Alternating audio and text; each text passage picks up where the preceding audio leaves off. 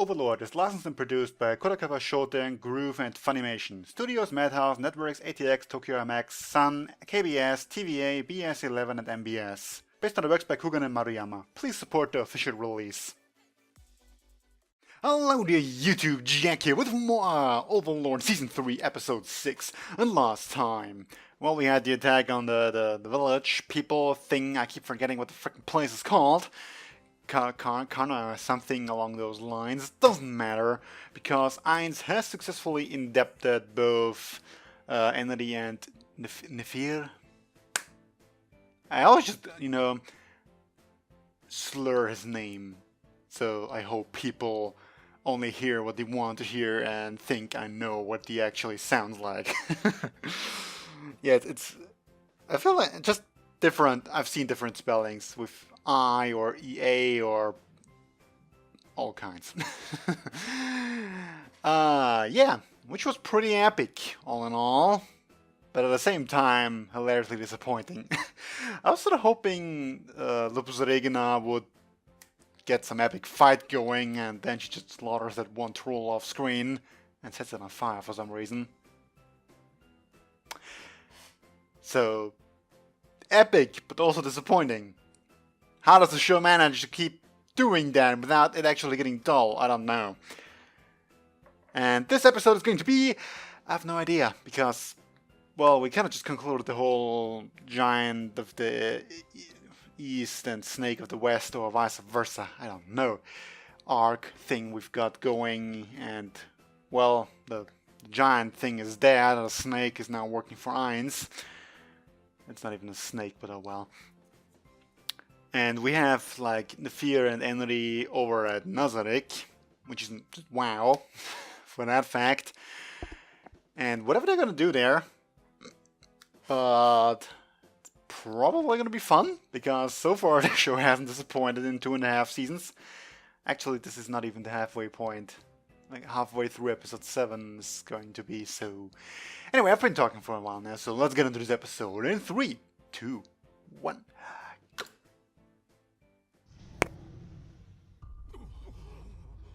Okay.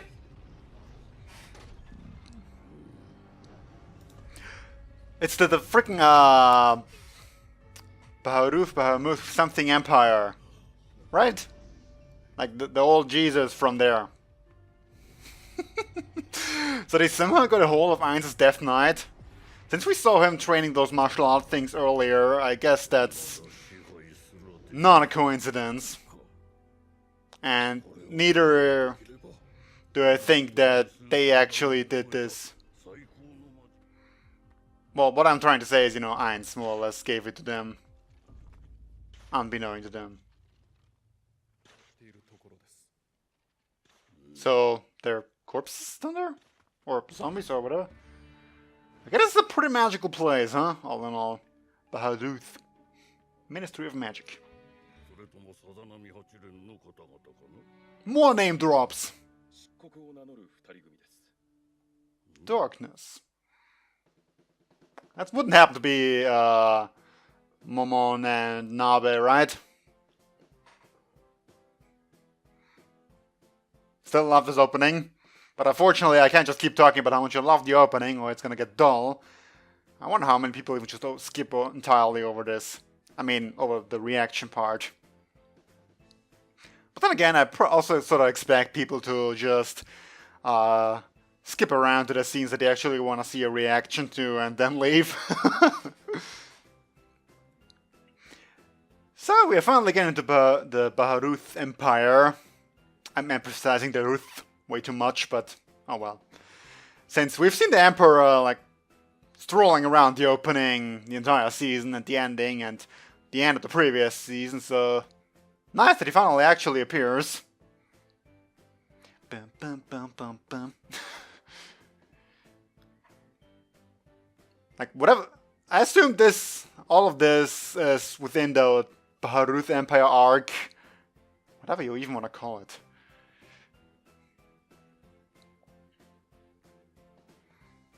I mean, with, like, Ainz's big casting thing, probably just to show off in front of the old geezer. And then the whole thing, yep, at the end with Stronov and all the magical items that he finally gets to wear. Invitation to death. There he is, the man. Well, that's not too bad, as opposed to the whole power struggle between king and nobles that we have over in the Riestes kingdom.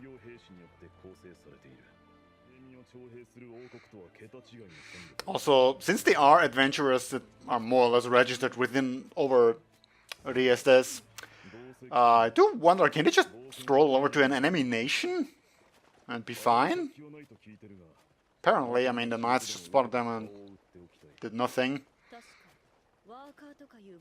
But then again, if they recognize him as an adamant adventurer, then it would make sense that they don't engage.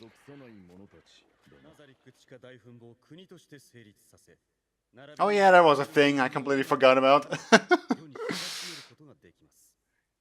Gotta start conquering some stuff, huh? I honestly imagine in Ainz's proverbial skin that dealing with Demiurge just to be really difficult.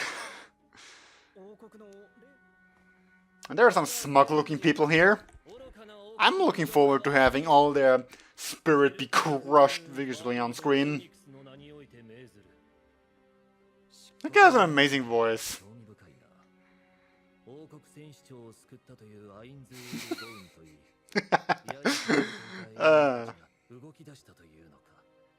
Yeah. Coincidentally. Well, can't very well go up to your emperor and say that, no, we would be completely outclassed. Please help us. Also, they might just be really that confident in their abilities. Gotta put up that act of the cute princess, right? Or the golden princess, I think she's called. Actually. That's the first... Nope. Yes? Oh, yeah. There he is, first prince.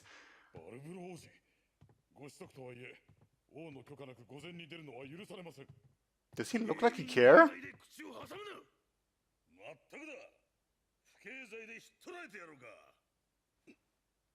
So he seems to be a nice character to be around. Good thing that the other two are already conspiring against him.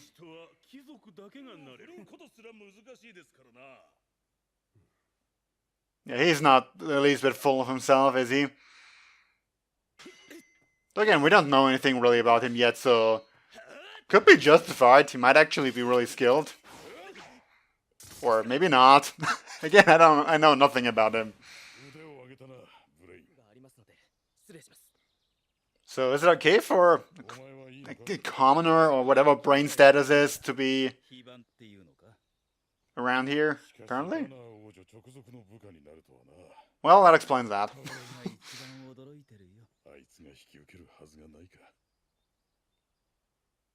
Well, you're not exactly in a position where most people live into the age to retire. There they are, whoever they are. Yeah, that also seems to draw a lot of attention always, doesn't it?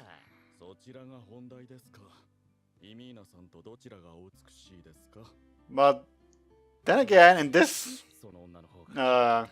country, empire, there seem to be more blonde people, so I guess it's actually justified in swooning about the black hair.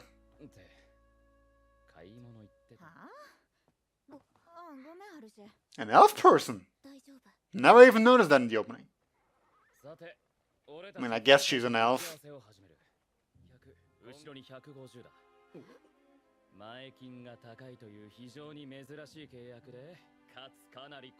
Shouldn't that make you, I don't know, the least bit suspicious about the whole deal?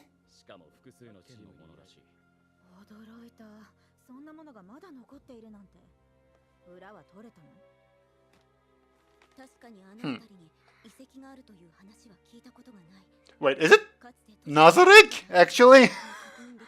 That would be amazing. Please let it be. Oh, please let it be! You're all gonna die!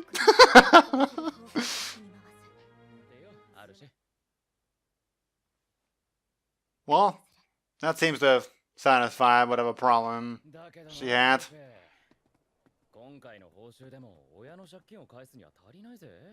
And I guess that's her problem.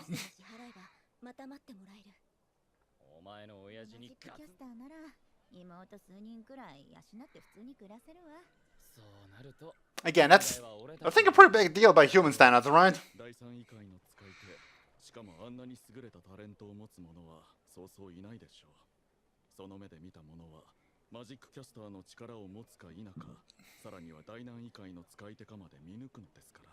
Well, I'll be looking forward to him seeing Ainz then.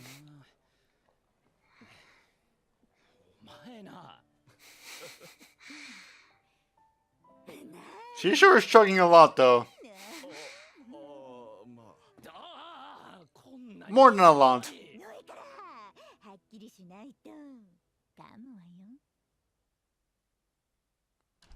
I wonder if there's more significance to being bitten by her than we might believe to let on. Wow, I butchered that sentence. Wow, this guy sucks at managing his finances. No, all you're doing is throwing out money, but... yeah, this guy's definitely got a bright future ahead of him. Definitely. And there we have our cute little motivation for the upcoming episodes.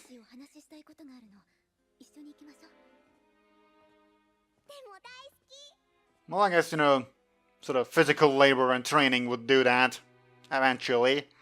Nice moon. Is that what your little group is called?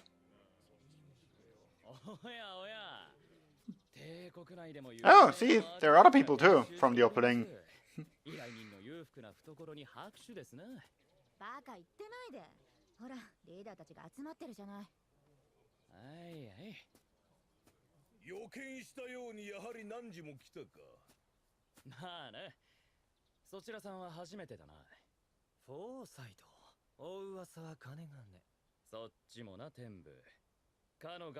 Or is that supposed to be his name? Foresight, I mean.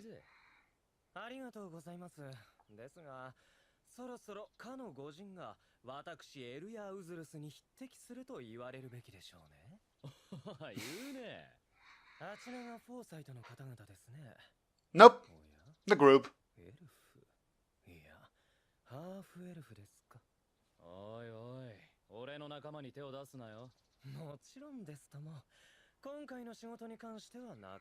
I am so looking forward to this.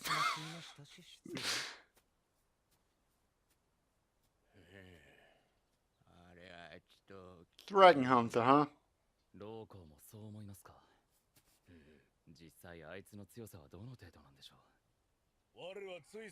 Well, I don't know, his companions didn't really look the part.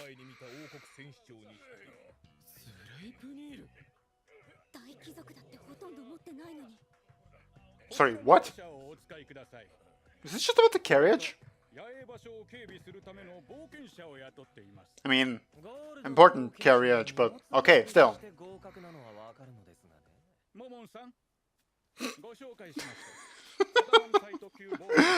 Okay.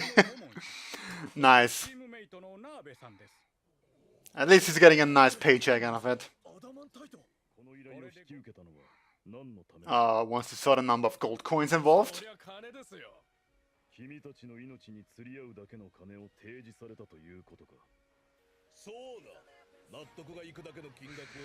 Oh, dang it, opening ending. Foretelling us the end of the episode.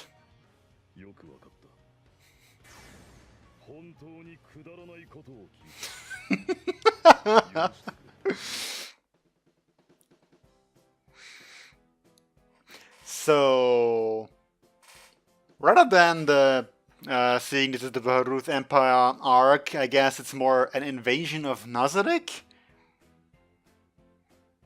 I mean, we haven't even confirmed yet that it's Nazarick, but I'm feeling pretty positive on that regard. Like, a tomb that suddenly appeared out of nowhere. How many are there? And if it is, if they're actually going on the offense to Nazarick, never mind the fact that the Great Iron Zulgon is with them. This would be epic. I need to. I mean, I thought this before, but in the opening, when we see the four of them, I think it is like in the amphitheater, the place where Mare and I can't think of any goddamn names right now. What the freaking twins are, you know, the level 6 of Nazarick or whatever. So I just want to get to that scene in the opening real quick. Dup. Yeah, no, definitely looks like they are in that place. The place which is name I'm unable to pronounce. Yes. Oh boy, we're in for a treat, aren't we? And I completely forgot. There's also this whole thing with them having captured Death Knight. Why did that happen? Like we saw Death Knight being trained with the martial arts. No idea if that worked out or not. But at what time did he fall into the hands of the Empire or the Magic Association people thing? Again, I kind of expect that it was more or less Ainz who gave it to them, like not literally, just put it somewhere where they could capture him. It doesn't matter. But why? To what end? To have a pawn within the Empire? Nah, I don't think so. I'm so unsure about a lot of things that just have happened this time around. And I think I need to get my name list ready for like the Bloody Emperor and that Head Mage and all of those little new groups of people that we just saw that may or may not make it out alive. They probably won't. Like in any other anime, I would say they might just make it out alive while all the others die. Like those background people and that asshole of a knight thing we just saw. But yeah, this anime doesn't really care that much about plot armor for supporting characters. That's what I'm looking for. And yeah, then we also have the first prince thing. And the whole conspiracy that Rena and the second prince have got going against him, that they set up, or not. Like, I think they had something along the lines of him working with 8 fingers to make it, you know, to completely undermine any sort of position he has. But it's nice to finally see some of the noble fraction, so to say. Even though he is, like, shouldn't he be with the royals in that regard? But then again, if he has favors with the nobles, that just further enhances his position of power within the kingdom as a whole. So, good for him. Anyway, we saw some nobles. And I guess we saw it before, like with the maids and all of them hating on Climb and whatnot. So, it's not a first, actually. Meh, I say. Yeah, so I think I'm gonna cut things here. I'll leave the rest for next time, so I'll see you then. Bye!